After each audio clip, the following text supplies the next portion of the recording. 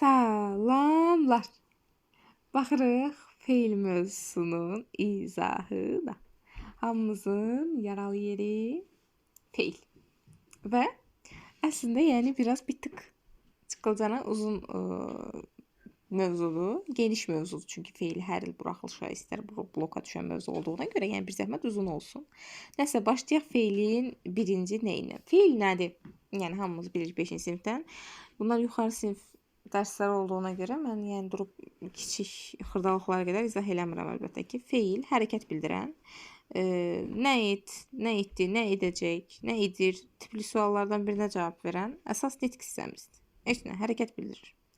Bizə əsas lazımdır birinci başlıq olaraq feilin quruluşçu növləri. Çünki biz hamımız ən az 9-cu sinifdən yuxarı olan uşaqlarıq. Feilin quruluşçu növlərindən başlayaq. Feilin quruluşçu növü var. Sadə, düzəltmə və mürəkkəb. Deməli, sadə feillər ümumiyyətlə söz yaradıcılığında da bildiyiniz kimi sadə sözlər kök və qrammatik şəkildən və ya sadəcə kökdən ibarət olan sözlər idi. Düzəltmə sözlər kök plus leksik şəkildən ibarət olan sözlərdir.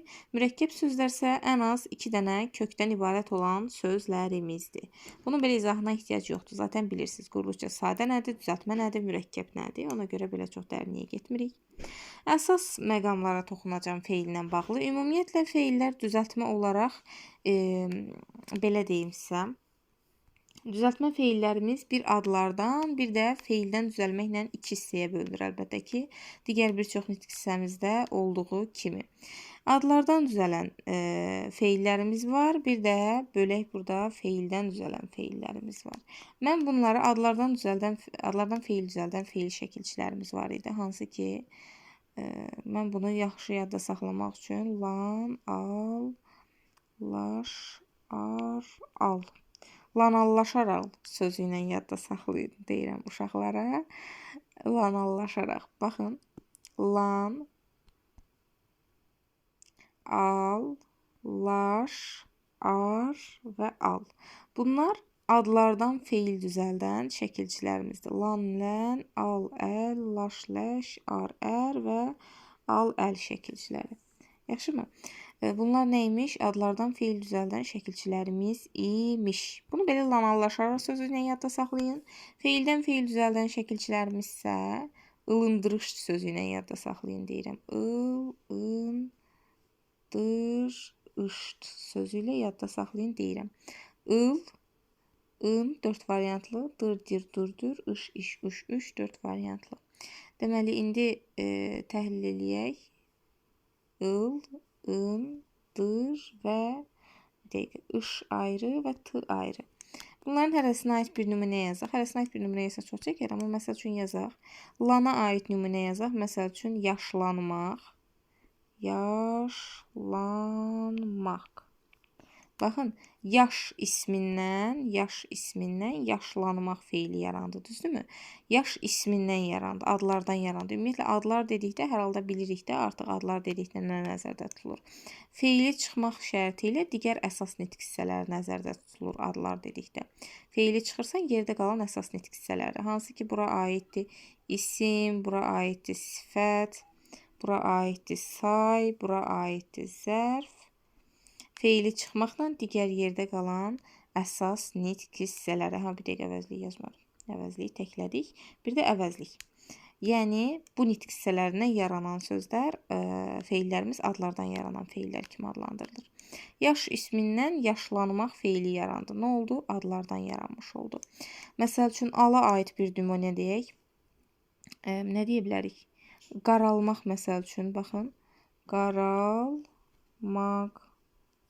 Görürsünüz, sözün kökü nədir? Qara, lı, maq. Deyirsiniz, burada hanı? Al. Al, burada əlbəttə ki, qısaldılmış formadır. Qara almaq yaza bilmədiyimizə görə sözün sonu da a ilə bitir. Şəkilçimiz də al şəkilçisi, al əl şəkilçisi. A ilə başlayır deyə avtomatik şəkilçi öz saitini itirib. Amma buradakı l şəkilçisi əslində nədir? Al şəkilçisinin qısaldılmış formasıdır. Yəni, al əllə düzələn qaralmaq sözü məsəl üçün, bura 2 dənə nümunə verdik, bəsinizdir. Keçək, ılındırış, feildən feil düzəldən şəkilçilərimizə. Ilı aid nümunə deyək, məsəl üçün, görüldü, məsəl üçün, görüldü.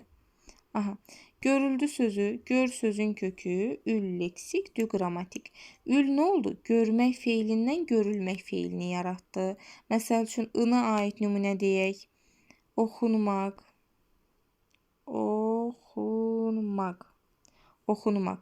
Baxın, oxu sözün kökü, n leksik, maq qrammatik. Deyəsiz, hanı un, yaxşı eləyəsiz. Baxın, burada un, ın, 4 variantlı. Bunun qısaldılmış forması. Oxu sözü də u ilə qutarır. Un şəkilçisi də u ilə başlayır deyə şəkilçi öz saytını itirib, amma yenə də onun qısaldılmış forması sayılır. Option. Bu da feildən feil düzəldən şəkilçilərimiz. Gördünüz, oxumaq feilindən oxunmaq feil düzəldi. Belə, adlardan feil düzəldən və feildən feil düzəldən şəkilçiləri nə etməliyik? Yadda saxlamalıyıq. Əsasən mən dediyim sözlərlə, yəni bu yolla yadda saxlasaz rahat olacaq. Ilındırışd, bir də lanalaşaral. Başınız qarışırsa əziyyət çəkin, açın kitabdan MHM-dən bütün şəkilçiləri əzbərləyin. Deməli, indi başlayaq əsas məqamlardan. Yazmışam ki, yadda saxlayın ki, bu feillər quruluşca sadədir. Daha çox feilin quruluşca növlərindən qarşınıza bunlar çıxacaq. Quruluşca sadədir bunlar. Yadda saxlayın. Bağışla bütöv sözün köküdür. Bağışla bütöv sözün köküdür. Bəzən bu sözü düzəltmə götürürlər. Sadə sözdür. Qızar sözü sadə sözdür. Qızmaqdan qızarmaq yaranmır. Çünki hər qızan şey qızarmır. Yoxla sözündə yox götürə bilmərsən sözün kökünü. Çünki yox olan şeyi yoxlamırıq biz. Kök bütövdür. Yoxladı. Dağıl sözün köküdür. Sarsıl sözün köküdür. Hansı ki söz yararcığında da demişdik. Saral sözün köküdür. Sadə sözdür həmçinin. Barış sözün köküdür. Maq qrammatik. Qarış yenə sözün kökünü qar götürməyin. Sözün köküdür. Uzan sözün köküdür. Uzat sözün köküdür. Sonra burada həmçinin kiçil sadə sözdür, yadınızda saxlayın. Bir sıra sözlər var ki, unutmuşam yazmağı, indi onları da yazacağım. Ağlıma gəlir belə dedikçe. Güləş, yarış, yenə sadə söz. Dağıt, dağ götürməyin sözün kökünü. Dağ nə əlaqə dağıtmaqla. Yumuşalmaqda yumuşamaq feili yadınızda saxlayın. Dilimizdə yoxdur. Yumuşal sözün köküdür. Dinləməkdə dinlə sözün köküdür. Bir də bir sıra feillər dedim var, hansı ki yadımdan çıxanlar. Yadınızda saxlayın. Çevril sözündə. Sözün kökü ilə çevrildi. Sonra qovrul sözündə. Çevrilmək, qovrulmaq. Sonra qanırılmaq. Qanırıl. Bu sözlərdə sözlər bütöv kök kimi götürülür və bunlar da sadə söz sayılır. Tamam mı? Tamam. Bu feilləri yadınızda saxlayın ki, bir də uşaqlar çox qəribə bir şəkildə bunu da qarışdırırlar. Qaldırmaq feili də həmçinin quruluşca sadə sayılır. Çünki qalmaqla qaldırmağın nə əlaqəsi var? Yəni, hər qalan şeyi biz qaldırmırıq ki, əlaqəsi yoxdur. Qaldırıb bütöv kök kimi gedir, sadə sözdür. Aha, deməli bunlar oldu bizim sadə sözlərimiz. Sonra burada bir qeyddə yazmışam feilin quruluşca növləri ilə bağlı. Bunlar da quruluşca mürəkkəb feillərdir, yadınızda saxlayın. Ümumiyyətlə mürəkkəb feillərdən danışası olsaq, mürəkkəb feillərimiz əsasən bu yollarla yaranır. Əsas çoxumuzun bildiyi olmaq, etmək, bilmək və qılmaq sayəsində yaranan mürəkkəb feillərimiz var. Hansı ki, məsəl üçün olmaqla düzələnlər bir nümunə deyək, məsəl üçün. Kömək olmaq, məsəl üçün. Olmaq feili ilə düzələn mürəkkəb feildir. Sonra, məsəl üçün, etməklə düzələn deyək. Məsəl üçün, yaxşılıq etmək. Yaxşılıq etmək, məsəl üçün, etməklə düzələn mürəkkəb feildir. Sonra, məsəl üçün, bilməklə düzələn, burada yazmışam, Aə plus bilmək mürəkkəb feil yaradır. Aə şəkilçisindən sonra gələn bilmək sözü. Məsəl üçün, yaza bilmək. Düzdürmü? Yaza bilmək. Yaza bilmək.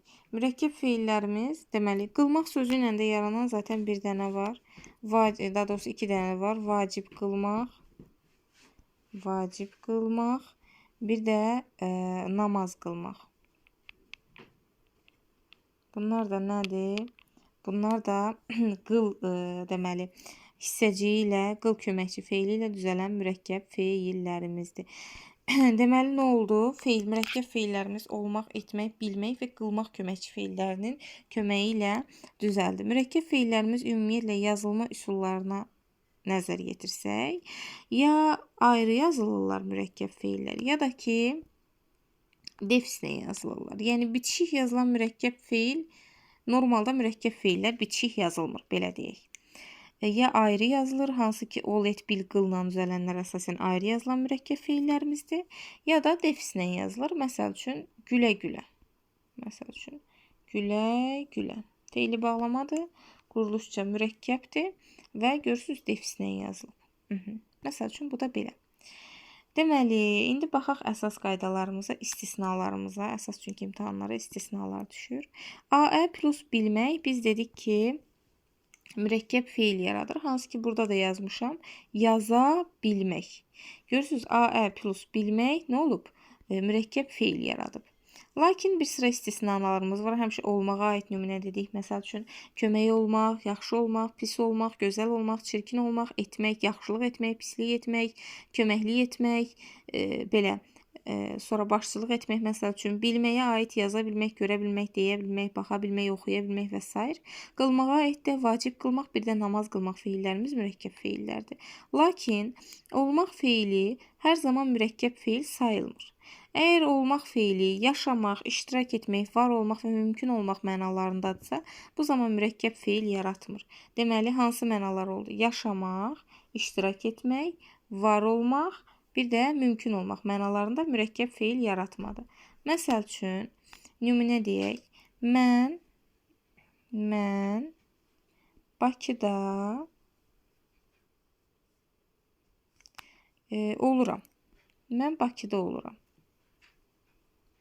Sən artıq burada Bakıda olmağı bütöv mürəkkəb feil kimi götürə bilmərsən. Çünki buradakı olmaq feili yaşamaq mənasındadır. Mən Bakıda oluram, yəni mən Bakıda yaşayıram. Yaşamaq mənasında deyə, avtomatik buradakı olmaq feili olacaq müstəqil feil. Yəni, olmaq ayrıca təhlil olunacaq, Bakıda ayrıca təhlil olunacaq. Yəni, bu birlikdə mürəkkəb feil kimi götürülməyəcək. Olmaq feili burada quruluşca sadə olan feildir. Sonra mümkün olmaq, yaşamaq, iştirak etmək mənasında da deyə bilərik. Mümkün olmaqdır, bunlar var olmaqdır, çox da işlənmir, amma mənalara uyğunlaşdırıb bəzən testlərdə qabağınıza çıxır, baxa bilərsiniz. İştirak etmək, məsəl üçün, o dünən, məsəl üçün, iclasda olub. O dünən iclasda olub. Aha, deməli, o dünən iclasda iştirak edib. Baxın, olmaq feili burada həmçinin başqa məna verdi. İştirak etmək mənası verdi. İştirak etmək mənası verdi. Ona görə nə oldu? Müstəqil feil oldu. Burada da həmçinin iclasda olmaq mürəkkəb feil kimi yox, olmaq sözü təklikdə sadə feil kimi götürüləcək. Bu olmağa aid istisna qaydamız. Sonra var etmək feilinə aid istisna qayda. Etmək feili əgər yerinə yetirmək mənasında işlənibsə, bu zaman müstəqil feil sayılır. Məsəl üçün, tapşırıqları etdi. Tapşırıqları etdi. Yəni, tapşırıqları yerinə yetirdi. Və buradakı etmək sözü nə mənaya gəldi? Yerinə yetirmək mənasına gəldi. Düzdürmü? Yerinə yetirmək mənasına gəldiyinə görə burada tapşırıqlar etmək bütövlükdə mürəkkəb feil kimi yox, etmək feili təklikdə sadə feil kimi təhlil olunacaq. Bu da belə. Keçək digər qaydamıza. Bilmək feilinə aid istisnamız. Bilmək feilinə aid istisnamız da odur ki, bilmək feili tanımaq və ya xəbəri olmaq mənalarında işlənərsə, bu zaman müstəqil feil, yəni sadə feil kimi götürülür əsasən. Məsəl üçün, mən bunları bilirəm.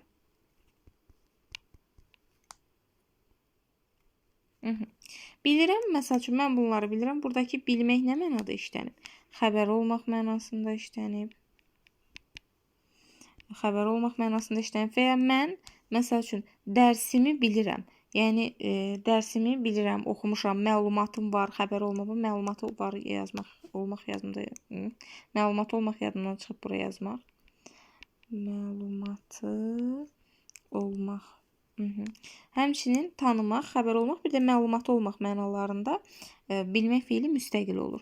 Mən dərsimi bilirəm, yəni dərsim barədə məlumatım var. Yəni dərsimdən xəbərim var. Daha çox məlumatım var, daha çox uyğun gəlir. Bu zaman bilmək sözü nə olur? Müstəqil, sadə feil kimi təhlil olunur. Bu da bizim mürəkkəb feillərimizin istisnaları. Başqa bir şey qaldı mı? Bir də burada digər qaydalarımıza da nəzər yetirək. Bəzi qaydalar yazmışdım. Mürəkkəb feilləri ona görə keçdim ki, burada yazmışam. Bunlar quruluşca mürəkkəb feillərdir. Yadda saxladınız ki, mürəkkəb feillər ya defislə ya da ki, ayrı yazılırlar. Yəni bitişik yazılan mürəkkəb feillərimiz yoxdur. Yəni olmur normal qaydaya əsasən. Amma əlbəttə ki, istisnamız var. İstisna olaraq 4 dənə feilimiz var ki, bu feillər quruluşca mürəkkəb də olsa bitişik yazılırlar. Sağollaşmaq, sağolaş, 2 dənə kök, mürəkkəb. İstiotlamaq, istiot, 2 dənə kök, mürəkkəb. Xoşallanmaq, xoşhal, 2 dənə kök, mürəkkəb. Xudahafizləşmək, xudahafizləş, 2 dənə kök. Bu da həmçinin mürəkkəb sayılır quruluşca. Bunlar quruluşca mürəkkəb, lakin bitişik yazılan feillərimizdir. Bunları yadda saxlayaq, testlərdə görəndə mürəkkəb götürməyək. Daha doğrusu düzəltmə götürməyək. Quruluşca mürəkkəbdir bunlar.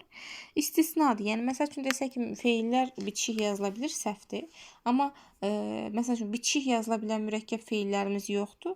Bu artıq yanlış fikir kimi götürüləcək. Çünki var. Fakt göz qabağında 4 dənə bitişik yazılan mürəkkəb feilimiz var. Deməli, keçək digər qaydaya. Bunlarda lan və laş şəkilçiləri bütöv şəkildə götürülür. Bütöv leksik kimi götürülür. Bilirsiniz, lan və laş şəkilçiləri həm bir leksik şəkilçi kimi, həm də 2 leksik şəkilçi kimi götürülə bilir. Bundan biraz danışaq. Əgər lan və laş şəkilçilərinə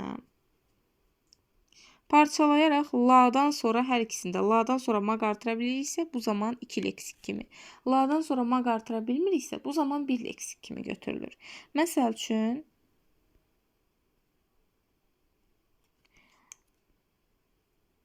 salamlaş. Məsəl üçün, salamlaşmaq. Salam sözün kökü, salamlamaq da deyə bilirəm, salamlaşmaq da deyə bilirəm. La ayrı, şı ayrı. Salamlamaq, salamlaşmaq. Düzdürmü? Burada artıq 2 leksik kimi götürüldü. Bir də deyirəm ki, məsəl üçün qanadlanmaq. Qanadlanmaq. Bir də qanadlanmaq deyirəm. Qanadlanmaq sözündə isə artıq vəziyyət dəyişir. Qanad sözün kökü. Qanadlamaq sözü yoxdur məsəl üçün. Qanadlamaq deyə bilmərsən. Qanadlanmaq bütöv leksik, maqda qrammatik. Bax artıq fərq görünür zaten. Burada laşdır düzdür. Burada laşdır, amma fərq yox. Landa da eyni şəkildədir. Ladan sonra maq artıra bilirsənsə 2 leksik kimi götürülür. Ladan sonra maq artıra bilmirsənsə 1 leksik kimi götürülür. Lanın da 1 leksik kimi götürülməsinə aid nümunə deyək. Məsəl üçün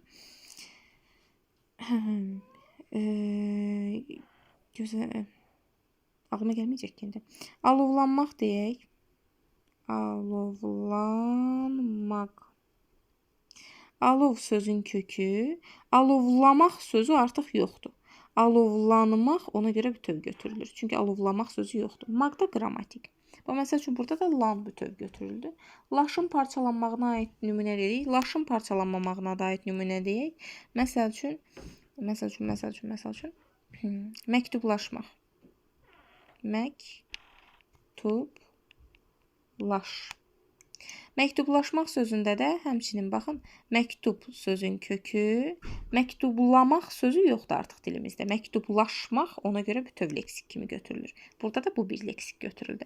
Deməli, neymiş? La və laş şəkilçiləri həm 2 leksik kimi, həm də yəni həm la-nı kimi götürülə bilər təhlili, həm də lan kimi götürülə bilər. Laş həm la və şı kimi götürülə bilər, həm də bir laş kimi götürülə bilər. Ona görə bu məqamlarda diqqət edirik. La-nı parçalayıb maq artıra bilirik. Artıra bildik 2 leksik, artıra bilmədik 1 leksik kimi götürülür. İndi keçək bununla bağlı istisna məqamlarımıza, diqqət eləməli olduğumuz məqamlara, yəni Hansı ki burada yazmışam. Bunlarda lan və laş şəkilçiləri bir leksik kimi, bütöv leksik kimi götürülür. Yəni bu sözlərdəki lan və laş bu şəkildə təhlil olunur. Vidalaşmaq sözüdür. Niyə belə olduğunu da izah eləyəcəm. Vidalaşmaq sözüdür. Vida sözün kökü kimi götürülür. Vidalamaq sözü olmadığına görə vidalaş bütöv leksik. Rast sözün kökü, rastlamaq sözü dilimizdə mövcud olmadığına görə rastlaş bütöv leksik kimi götürülür əlbəttə ki. Bu niyə belə elədi? Hə. Sonra qabaqlaşmaq sözü, qabaq sözün kökünü deyəcəksiniz, qabaqlamaq sözü var axı dilimizdə. Var dilimizdə qabaqlamaq, amma qabaqlamaq sözü ilə əgər yadınızda saxlayın, lan laşı parçalayanda yaranan yeni söz, köhnə sözlə, yəni əvvəlki sözlə məna bağlılığı yaratmırsa, bu zaman biz bunu parçalaya bilmərik. Qabaqlamaq tamamilə ayrı bir mənadır. Qabaqlaşmaq tamamilə ayrı bir mənadır. Qabaqlamaq kiminsə qabağına keçməkdir. Qabaqlaşmaqsa kimləsə üz-üzə gəlmək, rastlaşmaqdır. Tamamilə fərqli mənalar bildirdiyinə görə burada laşı məsəl üçün parçalaya bilmərsən. Sonra üzləşmək sözüdür. Üz sözün kökü, üzləmək sözü yoxdur dilimizdə. Daha doğrusu üzləmək sözü var dilimizdə. Biz niyə bunu parçalamırıq? Ona görə parçalamırıq ki, üzləmək nəyisə üzləməkdir. Məsələn, kitabı üzlədim. Üzləşmək isə kimlənsə üz-üzə gəlməkdir. Yəni bir var cilt keçirmək nəyəsə üzləmək. Biri də var ki, kimlənsə üzləşmək, qarşı-qarşı gəlmək, üz-üzə gəlmək. Tamamilə fərqli mənalar bildirdiyinə görə laş burada da həmçinin parçalanmır. Bu hər ikisinə lana da aiddir. Ayaqlaşmaq sözündə. Ayaqlamaq sözü də var deyə bilərsiniz. Ayaqlaşmaq sözü də var. Niyə parçalamırıq ki? Niyə bir leksik gedir? Çünki ayaqlamaq nəyisə tapdalamaq mənasındadır. Ayaqlaşmaqsa kimləsə məsəl üçün yola getmək, keçinmək mənasındadır. Yəni bir-birini yola vermək mənasında. Sən bunları necə eyni məna kimi iki leksik şəklində götürə bilərsən? Əlbəttə ki, bu da bir leksik kimi götürüləcək. Çünki mənalar bir-biri ilə tamamilə əlaqəsizdir, düzdürmü? Digər sözümüz zəngləşmək. Zəng sözün kökü, zəngləmək sözü olmadığına görə zəngləş bütöv leksik. Sonra gəlir məktublaşmaq. Niyə belə eləyir axı? Donur. Məktublaşmaq. Məktub sözün kökü, məktublamaq sözü olmadığına görə məktublaş bütöv leksik. Alovlanmaq bayaq yazdığım alov sözün kökü, alovlan. Alovlamaq sözü olmadığına görə alovlan bütöv leksik. Alovlanmaq bütöv leksikdir, yadda saxlayın, amma bu sözü də yadda saxlayın bir tərəfdən. Odlanmaq. Amma odlanmaq iki leksik kimi götürülür, çünki odlamaq sözü dilimizdə var. Odlamaq var, amma alovlamaq yoxdur. Odlanmaq iki leksik, alovlanmaq bir leksik. Dillənmək dil sözün kökü, dilləmək sözü dilimizdə olmadığına görə dillən bütöv leksik kimi götürülür, yadda saxlayın. Elə bunlar. Bu sözləri yadınızda saxlayın, çaşdırıcı sözlərdir. Sonra bir də burada daşlaşmaq sözünü yazmışam. Buna fikir verin ki, daşlaşmaq sözü həm iki leksik, həm də bir leksik kimi götürülə bilər. Nə zaman iki leksik kimi götürülər daşlaşmaq sözü? Daşlaşmaq sözü əgər deməli, qurumaq mənasındadırsa, bu zaman bir leksik kimi götürülür. Və məlum növdə olan sözdür. Əgər daşlaşmaq, məsəl üçün uşaqların daşlamağı o mənadadırsa, məsəl üçün uşaqlar daşlaşdı mənasındadırsa, daş atmaq mənasında yazaq da bir növ. Daş atmaq. Bu zamansa iki leksik kimi götürüləcək və mənaca qarşılıq bir gəlik növdə sayılacaq. Qarşılıq növ. Qarşılıq növ. Burada da məlum növ. Necə? Məsəl üçün deyirəm ki, sement daşlaşdı. Sement daşlaşdı.